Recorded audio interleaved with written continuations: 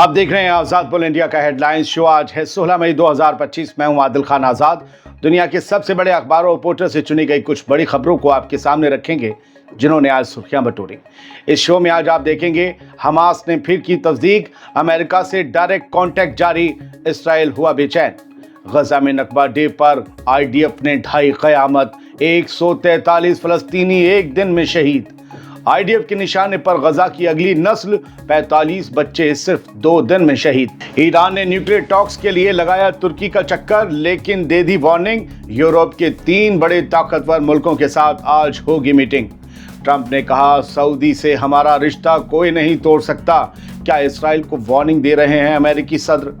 और Ukraine Russia ceasefire के लिए आज का दिन बेहद अहम, तुर्की में बैठकों का दौर, निकल सकता है क्या कोई रास्ता? गुड इवनिंग करते हैं शो की शुरुआत। हमास और अमेरिका के दरमियान डायरेक्ट कांटेक्ट हो रहा है। सीनियर हमास लीडर ने खुद इसकी तस्दीक की है। हमास जंग रोकने को तैयार है और यही नेतन्याहू के लिए बेचैनी और मुसीबत का सबब है। अमेरिका भी अभी इस डील को पोशीदा रखना चाहता है, लेकिन हमास की तरफ से आए ताज़ा बयान ने अमेरिका की इस पर्देदारी को इसराइल के सामने बेपर्दा कर दिया है। इसी वजह से इसराइल में बेचैनी है, जबकि अमेरिका खुला इनकार कर रहा है कि हम कोई बातचीत नहीं कर रहे। तब हमास के सीनियर ऑफिशियल बासिम नईम ने यह खुद कह दिया है कि उनकी तंजीम हमास अमेरिका से सीधे राब्ते में है, डायरेक्ट बातचीत हो रही है। स्काई न्यूज़ अरबिक को इंटरव्यू देते हुए बासिम नईम ने कहा कि प्रेसिडेंट ट्रंप इस रीजन में, इस इलाके में टेंशन्स कम करने की कोशिश कर रहे हैं। ये बासिम नईम हमास के सीनियर लीडर का बयान है। वो ये कहते हैं कि ट्रंप इस रीजन में टेंशन कम करने की कोशिश कर रहे हैं, इसी वजह से हम उनकी टीम से बातचीत जारी रख रहे हैं। नईम का ये भी कहना है कि हमास ने अमेरिकन और कतरी मीडिएटर्स को ये पैगाम दे दिया है कि अगर जंग रोकने और गजा में एड दाखिल होने की गारंटी मिल जाती है तो हम तमाम इस्राएली हॉस्टेजेस को फौरन एक साथ छोड़ने को तैयार हैं। लेकिन इसराइल क्या कर रहा है? इस्राएली ऑफिशियल्स का ये कहना है कि अभी तक कतर टॉक्स में या कतर में जो मीटिंग के दौर चल रहे हैं, नेगोशिएशंस चल रही हैं, वहाँ हमास की तरफ से कोई सॉफ्ट स्टांस या डील की गुजारिश नज़र नहीं आई है। तो ये जानकारी दी जाती है, ये इत्तला दी जाती है बैठकें जो बंद कमरे में होती हैं, और इसराइल कहता है कि हमास की तरफ से कोई नरम रुख अपनाया नहीं जा रहा। तो हमास ने पूरी दुनिया के सामने एक टीवी इंटरव्यू के ज़रिए कहा कि हम तैयार हैं, आप होइए तैयार, जंग रोकिए, होस्टेजेस ले लीजिए, मदद भेज दीजिए, सब कुछ ख़त्म करते हैं। बढ़ते हैं आगे। नकबा के 77 साल पूरे हो चुके हैं। इस पर हमने ख़ास एपिसोड कल रात बनाया था, वो देख लीजिए, आपको पता चलेगा नकबा की हिस्ट्री क्या है, क्या हुआ। तो 77 साल नकबा के हो गए और गजा में फिर कत्लेआम हो रहा है। सिर्फ एक दिन में 143 लोग शहीद कर दिए गए। कल जब नकबा डे मनाया जा रहा था 15 मई को, अब ये फिगर खुलकर आई है, 143 पीपल्स वर मार्टियर्ड। इसराइल ने गजा में फिर से एक बार, आप यूँ समझिए कि क़यामत बरपा दी है। सिर्फ थर्सडे, सिर्फ जुमेरात सुबह से लेकर कल शाम तक 143 फ़लस्तीनी शहीद हो चुके थे। जबालिया के रिफ्यूजी कैंप में एक मेडिकल क्लिनिक को निशाना बनाया गया। अल्तावा क्लिनिक के ऊपर फर्श पर पेशेंट्स के जिस्म टुकड़ों में तब्दील मिले। 13 लोगों में बच्चे भी शामिल थे। सिर्फ एक क्लिनिक की एक कहानी है। ये सब उस दिन हुआ जब फ़लस्तीन अपना नकबा डे यानी 1948 में की गई एथनिक क्लिनजिंग याद कर रहा था। ये वो दिन है जब इसराइल नाम का मुल्क बनाया गया और फ़लस्तीनी अपनी ज़मीन से निकाल दिए गए। गजा की हेल्थ मिनिस्ट्री के मुताबिक अब तक 53,010 शहीद हो चुके हैं। 53,010 और 1,19,000 से ज़्यादा ज़ख्मी हैं। शहीदों का आंकड़ा 53,000 पहुँच गया है, क्रॉस कर गया है। कल तक हम 52,000 की बात कर रहे थे। हम सिर्फ गिनती कर रहे हैं। काश हमने मैथ्स ना पढ़ी होती, काश हमें हिसाब किताब का इल्म ना होता, तो सांस लेने में बहुत आसानी होती। लेकिन हमें मैथ्स आती है। हम शहीदों की तादाद के हर हिसाब को किताब में नोट कर रहे हैं। हम लोग पढ़े लिखे मजबूरों के सिवा कुछ भी नहीं हैं और ताकतवर इस नशे में चूर हैं कि उनका हिसाब किताब नहीं होगा। यकीन मानिए, वो बहुत बड़े मुगालते में हैं और उनका ये मुगालता ज़रूर दूर होगा, जल्द दूर होगा, क्योंकि हर ताकत से ऊपर कुदरत की ताकत है। अगली खबर आज जुम्मे को शुरू हुए कत्लेआम की है, सुन लीजिए। अमेरिका के प्रेसिडेंट डोनाल्ड ट्रंप का मिडिल ईस्ट दौरा खत्म हो गया है, लेकिन इसराइल के हमले रुके नहीं हैं। शायद डोनाल्ड ट्रंप मिडिल ईस्ट आके भी इसराइल को समझा नहीं पाई, और बात है कि वो इसराइल गए नहीं, लेकिन पैगाम तो भेज ही सकते थे। सबके रियाल, दिनार, दिरहम बटोरे और चले गए। जुमे को गजा स्ट्रिप में इसराइली स्ट्राइक्स ने कम अज़ कम 64 फ़लस्तीनी शहीद कर दिए। ये अब तक का आंकड़ा है, जब तक मैं खबर पढ़ रहा हूँ, जब तक खबर छपी है। असली आंकड़े तो अगले दिन ही आते हैं। देर अल बला और खान यूनिस के इलाकों में रात भर धमाके होते रहे। जबालिया और बेतलाहिया के लोग रात भर अपने बच्चों को ले लेकर इधर उधर भागते रहे।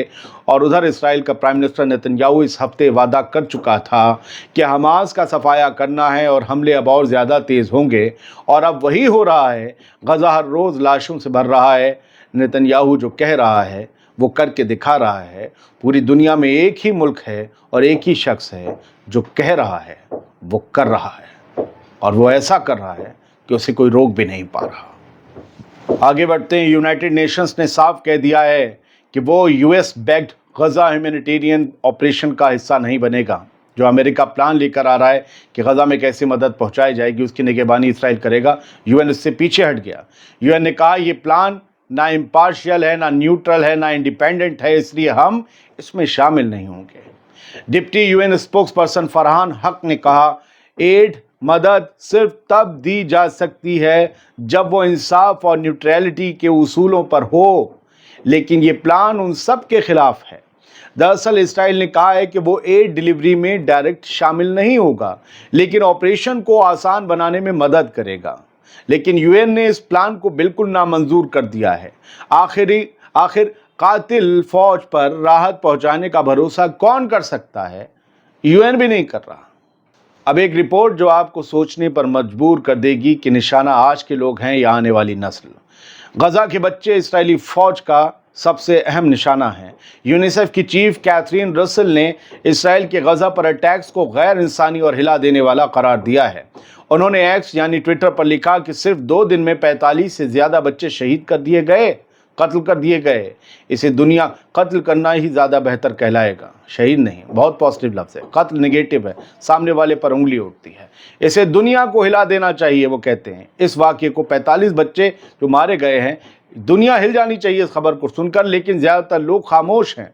कैथरीन रसल ने कहा कि गजा में बच्चों के लिए कोई जगह महफूज नहीं, इसीलिए ये दहशत अब ख़त्म होनी चाहिए। इसराइल के ऑपरेशन को दहशत कहा जा रहा है। दुनिया की बेहिसी पर भी यूनिसेफ ने अपना गुस्सा जाहिर किया और इंसाफ का मुतालबा किया। अब गजा के अलावा कुछ और खबरें। ईरान को न्यूक्लियर डील के आसार नज़र आ रहे हैं, इसीलिए ईरान यूरोप के ताकतवर ममालिक से आज जुमे को तुर्की में मीटिंग करने जा रहा है। मेरी कुछ रिपोर्ट्स हैं कि ये मीटिंग हो भी रही है, लेकिन ईरान ने मीटिंग से E3 को वार्निंग भी दी है। ब्रिटेन, फ्रांस और जर्मनी यूरोप के ऐसे ताकतवर मुल्क हैं, सबसे ताकतवर, जिन्हें E3 कहा जाता है। अमेरिका के प्रेसिडेंट डोनाल्ड ट्रंप के उस बयान के बाद कि डील बेहद करीब है, ईरान ने ब्रिटेन, फ्रांस और जर्मनी के साथ अहम मुलाकात का प्लान बना लिया। ये मीटिंग आज तुर्की के इस्तांबुल शहर में होगी, जहां ईरान ने यूरोप को वार्न भी किया है कि अगर यूनाइटेड नेशंस की पाबंदियां वापस लगाई गई ईरान पर तो नतीजे इरिवर्सिबल होंगे। आपको भी भुगतना होगा अगर ईरान की इकनॉमी को कुछ परेशानी होती है तो। ईरान के फॉरेन मिनिस्टर अब्बास अराक्ची ने यूरोपियन पावर्स को सिग्नल दिया है कि 2015 की न्यूक्लियर डील को तोड़ने की कोशिश महंगी पड़ेगी। ईरान के ये सख्त लफ्ज़ मीटिंग से पहले आए हैं। क्या इसे कंसिडर करते हुए मीटिंग में यूरोप भी कोई जवाब देगा? अगर कोई अपडेट आती है तो हम आपको ज़रूर बताएंगे। अमेरिका और सऊदी अरब के बीच बॉन्डिंग बहुत तगड़ी हो गई है। कल दोहा में मीडिया से बात करते हुए अमेरिका के सदर डोनाल्ड ट्रंप ने कहा था कि सऊदी अरब के लीडरशिप के साथ हमारे रिश्ते बहुत ही मजबूत हैं। डोनाल्ड ट्रंप कह रहे हैं, और कोई भी इस रिश्ते को तोड़ नहीं सकता। अब समझ नहीं आ रहा है कि ये पैगाम इसराइल के लिए था या ईरान के लिए कि कोई भी सऊदी अरब से हमारा रिश्ता तोड़ नहीं सकता। ट्रंप का कहना था कि क्राउन प्रिंस मोहम्मद बिन सलमान यानी MBS और उनकी फैमिली के साथ मेरा बहुत पुराना बहुत गहरा रिश्ता है, बहुत ख़ास रिश्ता है, और यही वजह है कि सऊदी अमेरिका का ताल्लुक कोई नहीं तोड़ सकता। ابھی کچھ دن پہلے ڈونلڈ ٹرمپ کیا دھمکیاں دے رہے تھے کچھ وقت پہلے ہی. خیر انہوں نے دعویٰ کیا ڈونلڈ ٹرمپ نے کہ یہ رشتے اتنے مضبوط ہیں کہ کوئی بھی اسے بگاڑ نہیں سکتا. اصل بیان جو ہے سعودی ریال کی گرمی دلوا رہی ہے. یہ بیان ڈونلڈ ٹرمپ سے سعودی عرب کے ریال کی گرمی دلوا رہی ہے جو ڈالر میں کنورٹ ہو کر امریکہ کی اکنامی کو مضبوط کرنے جا رہی ہے. جہاں فائدہ ہوتا ہے امریکہ کے رشتے وہیں مضبوط ہو جاتے ہیں. ورنہ سوڈان اور صومالیہ میں کیا برائی ہے؟ ان سے آپ کے رشتے کیوں نہیں مضبوط ہیں؟ کیونکہ وہ بے حد غریب ملک ہیں. وہ آپ سے پیسہ چاہیں گے لیکن آپ کو جہاں سے پیسہ خود ملتا ہے آپ کے رشتے مضبوط ہو جاتے ہیں آٹومیٹکلی. اب ایک دو خبریں یہ کہ العربیہ نیوز کی ہیڈ لائن پڑھ لیجئے. ہیڈ لائن شو ہے کہ Trump says he will return to Washington after Gulf tour. Trump نے کہا کہ وہ گلف ٹور کے بعد واشنگٹن لوٹ جائیں گے سیدھے. اٹ مینس جو نہیں کہا وہ پڑھیے. اسرائیل نہیں جاؤں گا، اسرائیل نہیں جاؤں گا اور ترکی بھی نہیں جا رہا جہاں پوتن سے ملاقات ہو سکتی تھی لگ رہا تھا. تو U S president Donald Trump نے یہ بات جمعے کو آج کہی اور یہ بھی کہتے ہیں let's see what's happen with Russia and Ukraine. He said referring to Russia Ukraine talks taking place in Turkey. کہ دیکھتے ہیں کہ رشیا یوکرین کے بیچ جو میٹنگ ہونے والی ہے اس میں کیا ہوتا ہے. ہماری نظر ہے. انادولو کی اگلی خبر ہے. انادولو ترکی کی ایجنسی ہے. ترکی میں میٹنگ ہو رہی ہے بڑی خاص. دیکھیں نا ایران بھی یورپ سے ترکی میں ملنے جا رہا ہے. ٹھیک ہے. اور یہ یوکرین امریکہ اور رشیا کے سارے ڈپلومیٹس بھی ترکی میں بیٹھ رہے ہیں. ترکی جو ہے میٹنگ کا اڈا بن گیا ہے. ترکی ایک ایسی نیوٹرل جگہ ہے جہاں سب کو یہ آ کر بات چیت کرنا چاہتے ہیں اور سیف محسوس کرتے ہیں. High level U S Ukraine Turkey talks conclude under leadership of Turkish foreign minister. ترکی کے فارن منسٹر نے جو ہے وہ میٹنگ کروائی. اس میں ترکی یوکرین اور امریکہ کے ڈپلومیٹ شامل ہوئے، رشیا نہیں. پہلے امریکہ ترکی اور یوکرین نے مشورہ کیا اور ان کے فارن منسٹرز تھے. یوکرین کا تو ڈیفنس منسٹر بھی تھا Marco Rubio. Foreign secretary of America تھے حقان فیدان. ترکی کے فارن منسٹر وہ بھی تھے. ان لوگوں نے مشورہ کیا کہ کیا کیا شرائط ہونی چاہیے، کتنی زیادہ رعایت رشیا کو دینی چاہیے بات چیت کر کے سیز فائر کا راستہ نکالنے کے لیے. تو ان کی میٹنگ ہو گئی مکمل، کنکلوڈ ہو گئی. لیکن ابھی تک جب تک میں پڑھ رہا ہوں اس میٹنگ کا اعلان نہیں ہوا کہ وہ کتنے بجے ہوگی جو رشیا اور یوکرین کے بیچ ڈائریکٹ میٹنگ ہونی ہے 3 سال بعد. تو ابھی اس کا انتظار کرتے ہیں. بہت بہت شکریہ. سلامت رہیے، خوش رہیے.